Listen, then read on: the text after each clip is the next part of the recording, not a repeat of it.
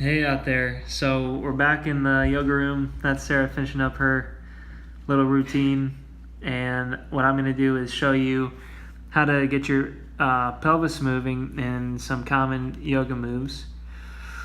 And what I'm doing here to start out with is just standing up tall and trying to feel the weight balance between the front and back of the foot and trying to align everything straight up and down. Getting the breathing online, seeing how the breathing feels first, trying to deepen it without forcing it to be deeper than it needs to be. Reaching up with the hands, trying to let the arms reach up with your shoulder blades instead of using your front of your shoulders, folding in half on the exhale. Letting your back round, letting the head drop, coming up to halfway position, reaching back through your fingertips. Pressing up through the back of your head, letting your hips drop a little bit. Pushing down into the ground, sinking the hips into the sockets, then coming back up to standing. Feel how you're standing now after a little bit of that. Back bend here, keep breathing. If you have a camera in your room, look at your camera, make sure it's still working.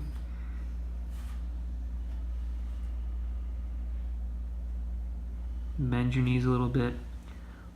Bring your feet wider apart than the mat and then drop down. Try to keep your shoulders right on top of your hips. So don't let your back arch. And then see how it feels to reach your arms straight up, reaching with your shoulder blades. And then stand up again. Step back with your left leg.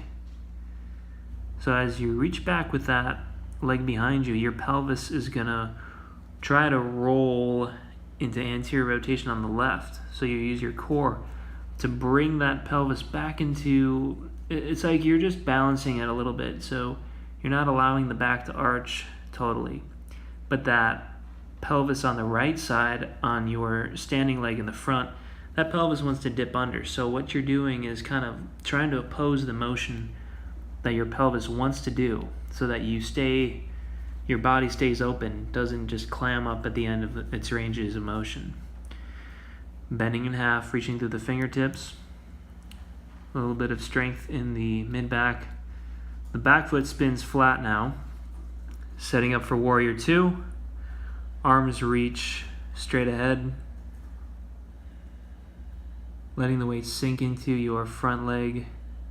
And then drawing that right hip back into its socket, making sure that you're paying attention to your breathing first and foremost, looking out towards that right fingertip.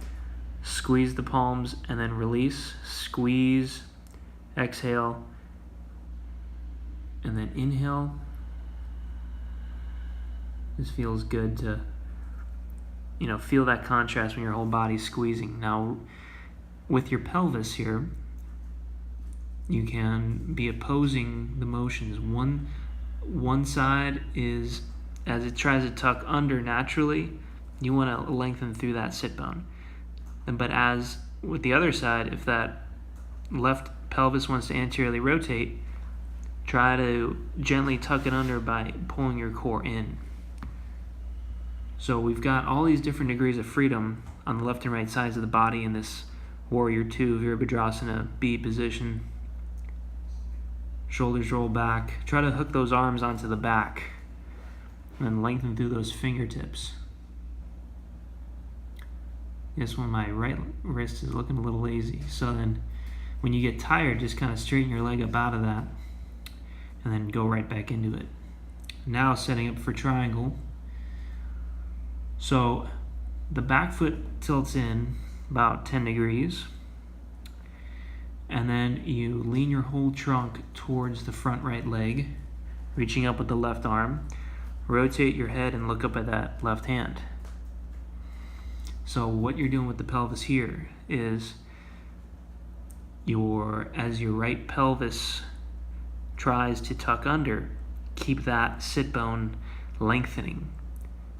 And in opposition, the back leg, as we want to arch the back or anteriorly rotate that pelvis on the left. Use your core to just tuck it in slightly so that we're able to allow the breath to move the body and we're not jammed up in our joints. All right, then coming out of that triangle, both hands on the inside of the right foot. Lengthen back through your left leg. Let your weight drop down into your palms. Breathing. Drop the back knee. And then a little low lunge here. Whoa. Let's get our pelvis set first. Let's get our breathing set before we go any further with the arms. Hook those arms onto the back. So here, the tendency is to just jam ourselves further forward. What we can do is try to stay up a little taller, so we're able to, so as the pelvis wants to anteriorly rotate on the left, using that core to gently tilt the pelvis slightly underneath so we keep that balance. And then likewise with the right side, the pelvis naturally wants to tuck under. So all we have to do is kind of keep a little length in that right sit bone. And then set your arms down, retest that position, see how that feels to lift that back knee. Lengthen back into a nice plank to kind of reset the whole body.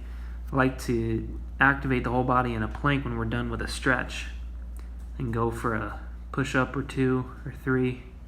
Inhale down, exhale up. Using the power of the breath. Pull those hips back into down dog. Feel that pelvis rotate on the femur so that we keep a straight line between the sit bones and the shoulders. Letting the head drop. Activating by reaching through the arms. And that's basically it. So kind of sink into a little Virasana, sitting on the heels. For you cyclists and runners out there, this is a good position to kind of chill out, get a good stretch, a couple minutes a day. Open up the ankles, opening up the knees, feeling that pelvis be long underneath you, and feeling breathing in and out after a little bit of that physical work. And that's basically it. What you can do is drop me a line, check out my website, bodylistener.net, get in touch with me through there. Maybe I'll release the left side, but for now, just see how that feels on your right side.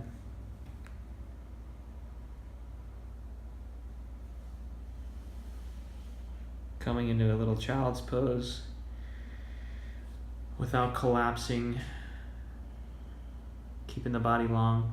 I also like to use a bolster underneath my body here, or